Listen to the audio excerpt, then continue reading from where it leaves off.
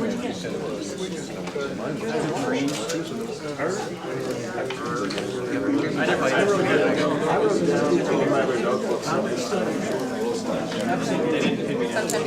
sure you bring something you don't want to get around. David like Mario, no,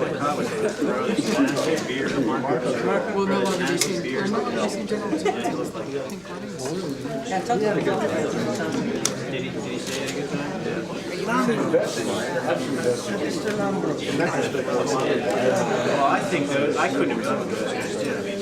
I'll see what you They started on the ship, they just waited forever for something to happen. I mean, they were just leaving in the dust for a week and a half with nothing to do. Good for us, good for us. Maybe. Bad for your story again.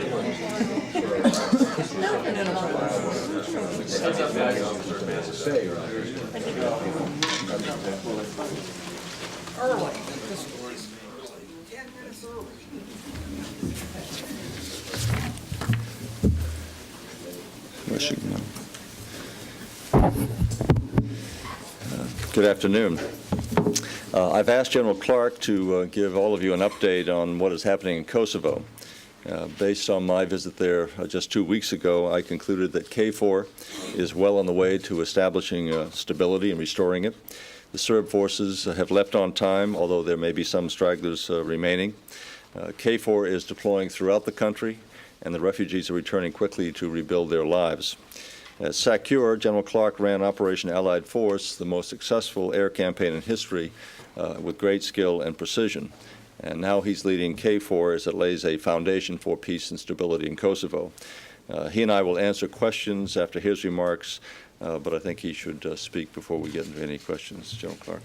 Thank you, Mr. Secretary.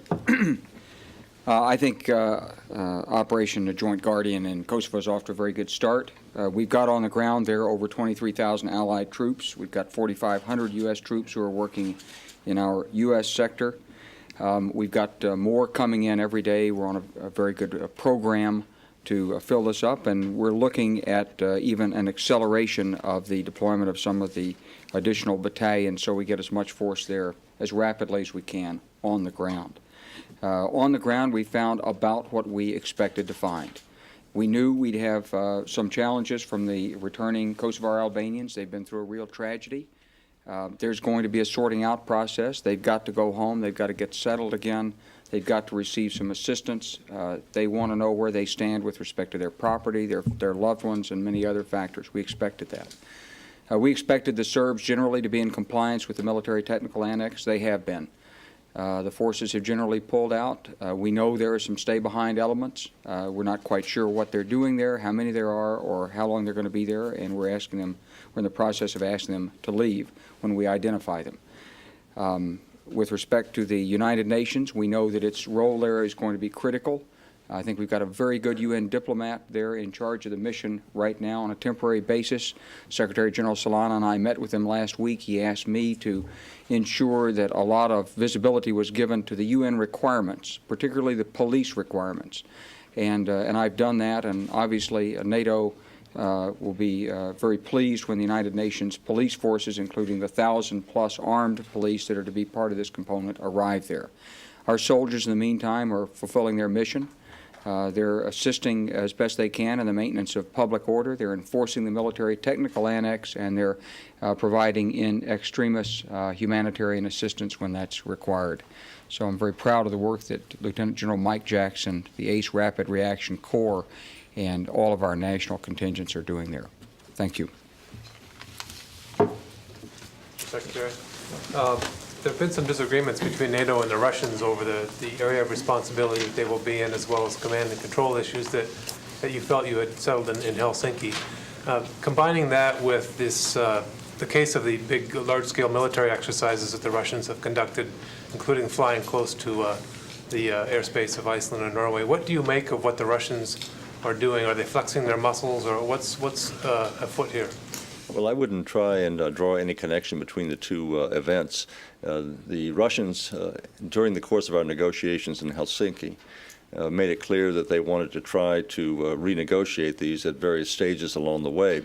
But ultimately, as a result of the agreement that we finally signed, and that was ratified or confirmed by the various authorities as such, NATO and the federal and Russia, that it became clear you could only change what we agreed to by virtue of an agreement between NATO and also the Russian Federation. So there can be no changes unless they're agreed to by the confirming parties. With respect to their exercise, this is something that's long been in the planning. It is a springtime exercise. It's not something that we were unaware of, and so we don't import any more to it than the fact that they were exercising. They stayed within the international boundaries. They did not violate anyone's airspace, and so it is not of a great moment. But would it be fair to say you were surprised by the way that was carried out? That No. exercise? As a matter of fact, we have anticipated they would be conducting an exercise, and it does not come as a major surprise. We have been following it, and we are satisfied they're conducting an exercise. Hasn't it been nearly a decade since Russian bombers have flown that in that area? It's been less than that, perhaps 5 or 6 years. And are you, well, if it's been 5 or 6 years since they've flown, what does it indicate that they've resumed those kinds of flights after this long hiatus? Maybe they felt they just needed to exercise their forces to be sure that they're still in good operating order, and felt that it was an appropriate time for them to do so. After all, they are a sovereign nation. They wanted to make sure that they have their own capabilities, and we understand that. What changes are the Russians seeking in the agreement that you made in Helsinki? I think I'll leave that to General Clark to discuss, but basically they have been looking and tried to negotiate at the time that we were negotiating in Helsinki to get greater territory in other sectors.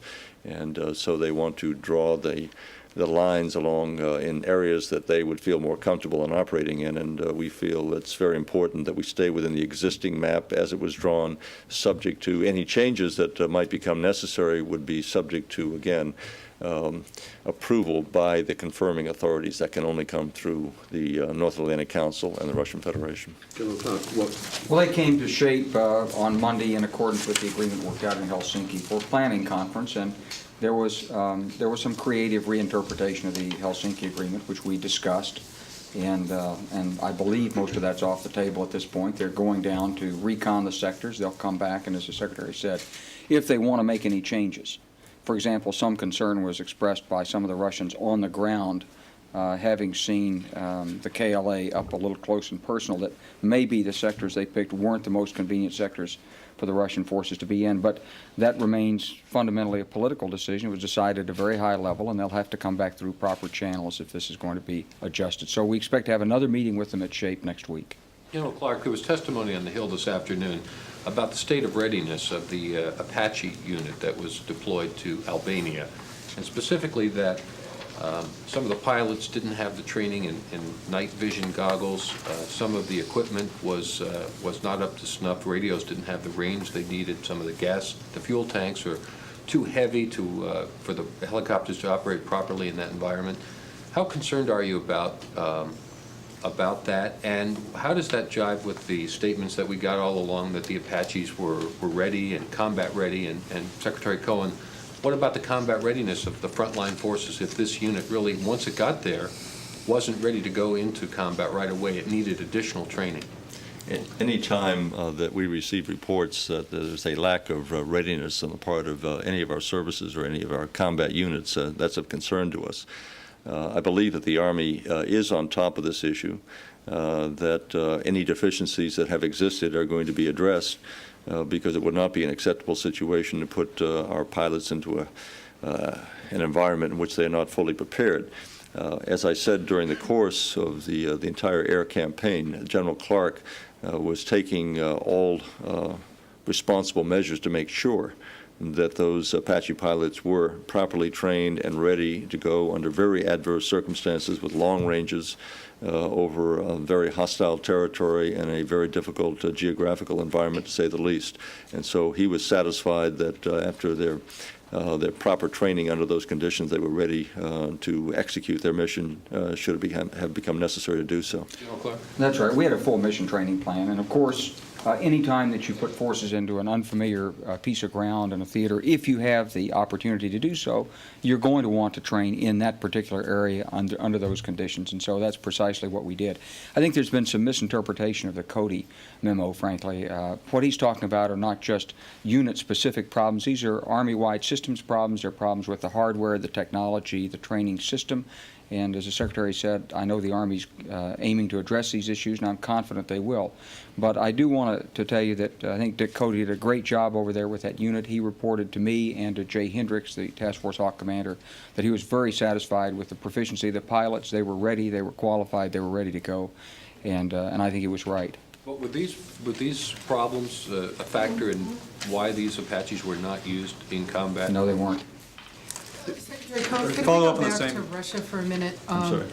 We've heard so much in recent years that the Russians don't have the money or the capability to really take their forces out there and exercise and operate far away from home. So in your opinion, are we now seeing a shift, and do you see any other evidence that the Russians are doing significant exercises either near the United States or in other theaters? Are they starting to project their power more? One training exercise does not a shift make. I think that we have to simply look at this as an exercise that has been long in the planning. Whether it's going to be followed up with additional exercises remains to be seen. There has been some deterioration, I think it's fair to say, in their conventional forces over the years. They may be simply trying to get those forces back up to a state of readiness which will satisfy their requirements. I don't think we should impart more to it than that at this point. If there's going to be any fundamental change, I'm sure we'll see that in the coming months. You, in your testimony this morning about the Russians, made some reference to being concerned about their level of risk-taking. Could you explain what you were referring to? Well, I think we saw an unusual level of willingness to take a risk in terms of launching that force out of Bosnia. As I said this morning, they did break our commitment in Bosnia that they had. They weren't going to leave without a 4 months notification. They left anyway. It wasn't a surprise. We'd been expecting this. We had some tippers that they might be doing this. We got a call immediately when they moved off their staging point and started to move across the river, so it wasn't a surprise. But I think it's unusual behavior in the sense that we hadn't seen this type of behavior in the previous 3 years we've worked together in Bosnia. They've been very predictable, very stable, very steady. General Clark, I have a question about the conduct of the war, and specifically this. Everybody is saying the air war, an air campaign brought Milosevic to his knees. To what extent did the KLA offensive in mid-May help you bring him to his knees? I'm talking about smoking out hunker-down targets, giving you a target-rich environment that you didn't have. Is it fair to say that a ground campaign, albeit separate from NATO, actually had a material impact on the final outcome? Well, I think there's no question that the KLA activities around Mount Pastrich and Kosovo had an impact in terms of bringing Serb forces out of their hiding, forcing them to use their artillery, tanks, maneuver infantry, and other things, which we in turn targeted, insofar as that contributed to the final outcome. But of course, I think it's a little bit early to be able to determine, what proportion of the final outcome was attributable to ground force attrition versus strategic attrition versus the fact the Russians didn't side with them versus the fact that they had no electricity and so forth. There are a lot of factors involved in the final outcome. But yes, there's no doubt that when they came out of hiding, which they'd been attempting to get away from NATO air power for several weeks, they had to come out of hiding. That made them vulnerable. We took advantage of it. Would it be a mistake to say the air campaign alone was a major determinant here? If I'm a historian looking at this for the record? Well, first of all, I think there were a lot of diplomatic and other factors that were a determinant. But the air campaign's a broad framework under which we applied our combat power. So I wouldn't call the air campaign a mistake. I think what we're going to have to do is go through a detailed lessons learned process and try to evaluate a number of factors, including why he eventually decided to do what he did. Let me add another major footnote. I doubt very much whether the KLA would have been able to mount any kind of an offensive without the several months of pounding that their forces were taking. So to in any way conclude that a small amount of land force that came out with the KLA was somehow determinative of this campaign, I think that would be a mistake. But the Mount Pastrich event and the other events that took out so much where air power was then able to take out so much of his equipment. Weren't those, in fact, turning points in this conflict when he saw that he would not be successful? I think the turning points in the conflict, and I'll let the General tell you what his thoughts are, but the turning point in the conflict came when General Clark was given broad flexibility in the targets, and when the air campaign was, in fact, intensified. When we started to go after those dual-use targets and facilities in Belgrade, then we brought it home to the Serbs that this was something that's going to, they were going to exact a major penalty for what he was doing and conducting. And so I think that was the major turning point when they said General Clark now has broad flexibility to go after the targets that need to be attacked without any major interference. That coupled with, I think you can say, coupled with the activity on the ground made a difference, but it was the fact that he was able to intensify the air campaign on a broad scale, 24 hours a day, all parts of Serbia open to attack. Yes, and would this, let me just finish this, would this type of air activity, this kind of an air campaign, would that apply in the case of Iraq? Say, and do you suppose that Saddam is getting a message from the success of Kosovo? I think Saddam got a message back during Desert Fox that we had extraordinary capability and that if he in any way moved to threaten his neighbors, he was going to be hit and hit hard. That we have continued to contain him since Desert Fox. Every time that he has moved, every time he has threatened our pilots, he has been struck.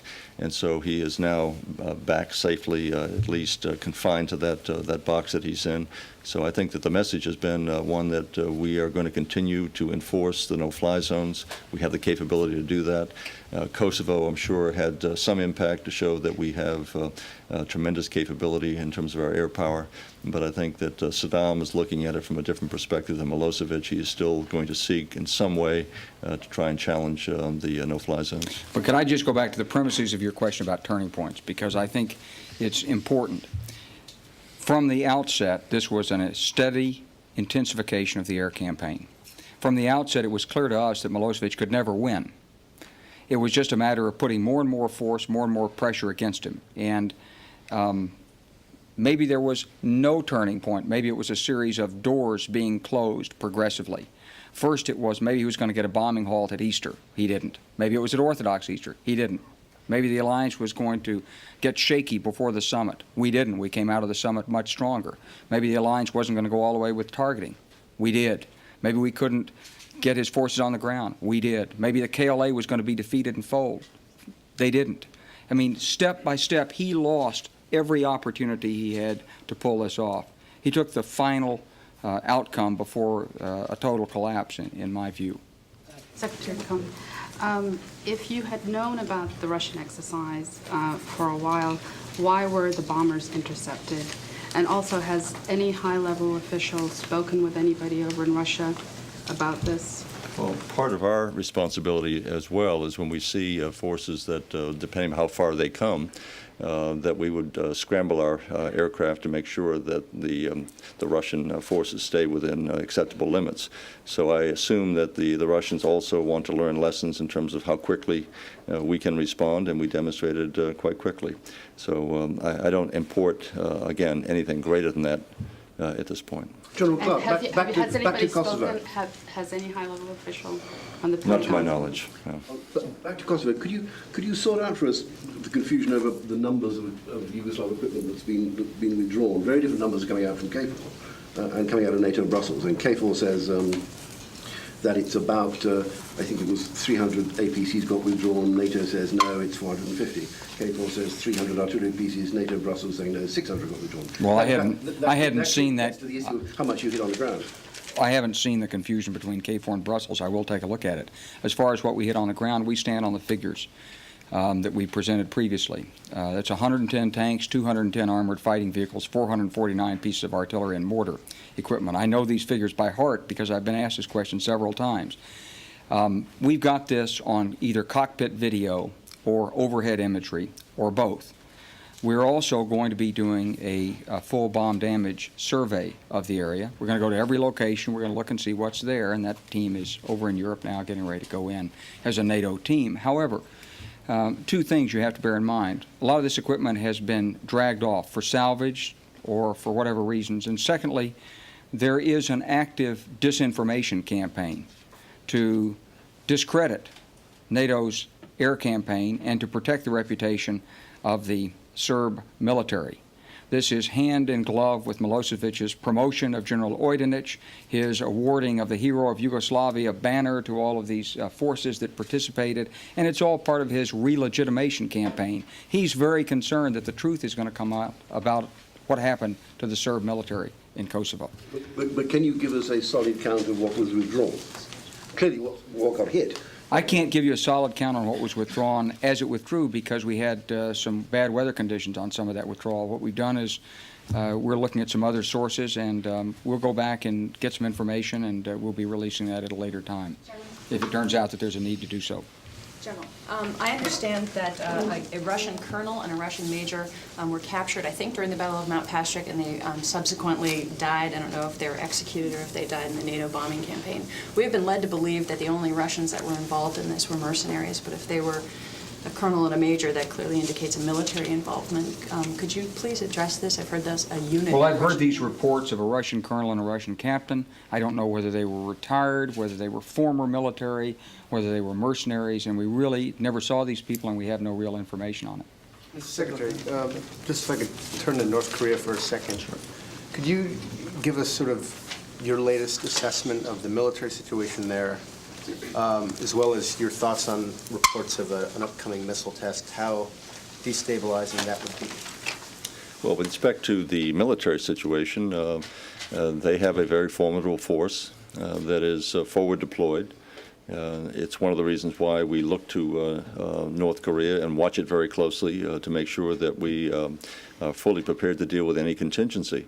It's still a very dangerous peninsula, and so they pose a significant threat and have done so for quite a few years.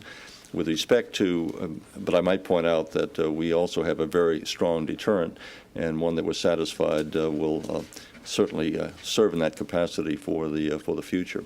With respect to their tests in the future, we will simply have to wait and see what they do. I think it would certainly have serious implications as far as the ability to continue to deal with them on the part of the Japanese government, the South Korean government, the United States government.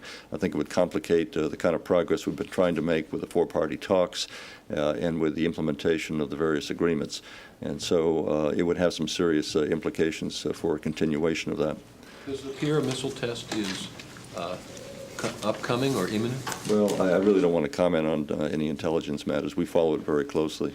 Is 50,000 troops, is that going to be enough to stabilize Kosovo, or will you be needing more troops than that? We think that number is actually 55,000, some of which will have to be based in Macedonia, their logistics troops and so forth to support there. We think that will be adequate.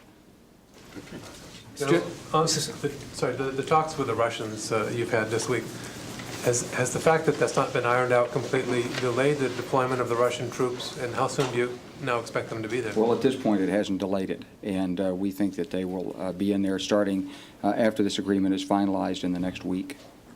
General Clark, what do you make of this big Russian military exercise? We heard from Secretary Cohen, but do you read anything into it? Is it just a routine exercise? Are they trying to send a signal to NATO? Are they trying to send a signal domestically? What do you read? Well, I think it's speculative to say what's in this. We know it's a military exercise. It probably has multiple purposes. I think it's best left at that. Mr. Secretary, it was reported today in Athens that you are going to visit Greece July 13th and 14th, and particularly the city of Thessaloniki. How did that information get out? I don't know, it was reported. May we know what prompted you this visit to Greece at this time? Because I'm going to be visiting a number of countries throughout some of the Nordic countries. I'm going to make a swing down through Greece and Turkey and stop in several countries, I think 7 countries in 7 days. It's been somewhat in the planning. I stay in touch with our Turkish friends and the Greek MOD. I spoke with him last week on the phone, and he invited me to come, and I said I would be coming. So it's really part of an overall process of staying in touch with our allies. On the size of the peacekeeping force, Kosovo is about a quarter of the size of Bosnia, and at the height of the Bosnian peacekeeping, there were 60,000 troops. We're talking about almost that many for Kosovo. Could you explain why the number has to be so high? We want to go in there early on. We want to put the troops where they need to be to help the sorting out process to make sure we get full compliance early on with the demilitarization agreement of the KLA, and because there are no other institutions. You must remember in Bosnia there were other institutions. There were governments, or what claimed to be governments at the time in Bosnia. Here there is really nothing. General Clark, can you characterize the Russian military exercise in terms of the capabilities demonstrated? Was it rudimentary, or did you see some fairly sophisticated capabilities that perhaps surprised you?